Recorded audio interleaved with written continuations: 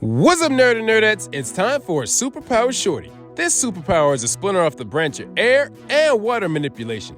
So sit down and get set for bubble manipulation.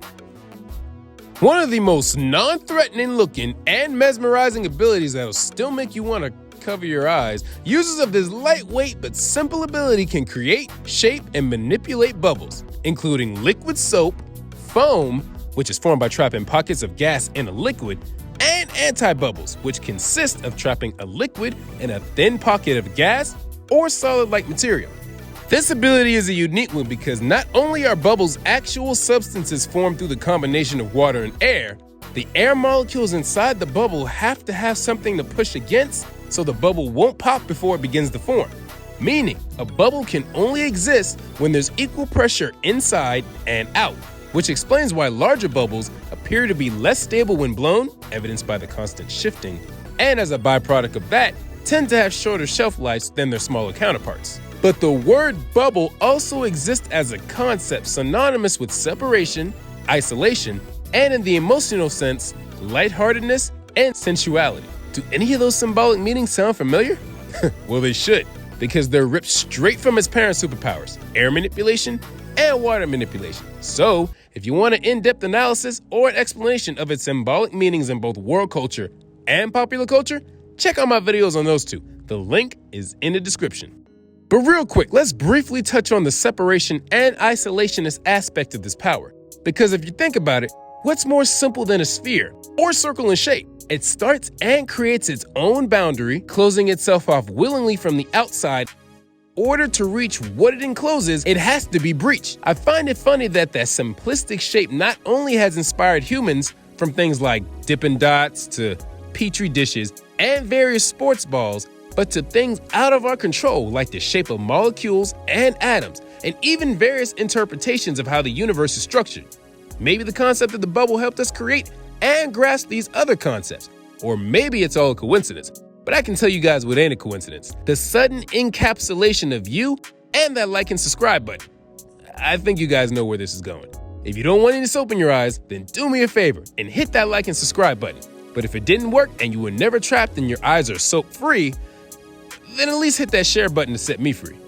Now, with the power of bubble manipulation comes the natural ability to attack with, defend with, or control your or other sources of bubbles with bubble attacks. You're able to manipulate outside sources through the exclusive use of bubbles with a form of needy telekinesis. The user can create their own source of gravity-defying spheres completely separate from outside sources with bubble generation. As a byproduct of generating your own bubbles, it would make sense that this would allow you to control how durable they are, considering the conditions are right, with bubble solidification. Well, since these bad boys have a measure of solidity to them, why not use them to send someone flying through the nearest wall by enhancing whatever combative capabilities you possess with nitty kinetic combat? And if you're using these to knock teeth loose, then why not infuse them into your own life energy, empowering yourself via bubble aura? And since your life force are literally bubbles, why shouldn't your body follow in stride and be able to take the form of bubbles with bubble mimicry? And with enough proficiency, you should be able to shift this power to an outside target, changing its molecular structure with bubble transmutation. Well, here's another application that you guys probably knew about, but remember in light manipulation how I spoke about light reflecting or refracting off of a surface? Well, if one were quick and skilled enough, you could create bubbles and use the reflective and refractive nature of water to redirect or send back any stray beams of light, essentially making you untouchable, via reflection manipulation. And you know what? If you really wanted to stretch the limits of this power, you could include various dimensional or space warping properties to the bubbles because of the isolationist theme I mentioned earlier. So let's add encapsulation and dimensional storage. But that's as far as I'm willing to go on this video because that power can and will spill out into sphere or orb manipulation. I'm not ready to do that yet. And there you have it. Bubble manipulation in a nutshell. This ability is absolutely adorable. And that's the danger. 85% of people, and myself included, would see a user of this ability and wouldn't blink twice. And considering the control over air and water this ability grants, let's just say I'd probably learn the hard way. Or watch you learn the hard way.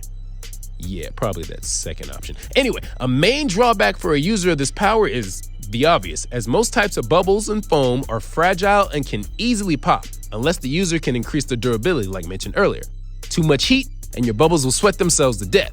And incompatible air pressures won't even let you blow a single bubble. You might also be limited to certain types of bubbles or even pre-existing bubbles. Good luck on that. And lastly, the user's own strength, weaknesses, and skill will determine how far one goes with an ability like this. So, take a deep breath and cover your eyes, when they pop.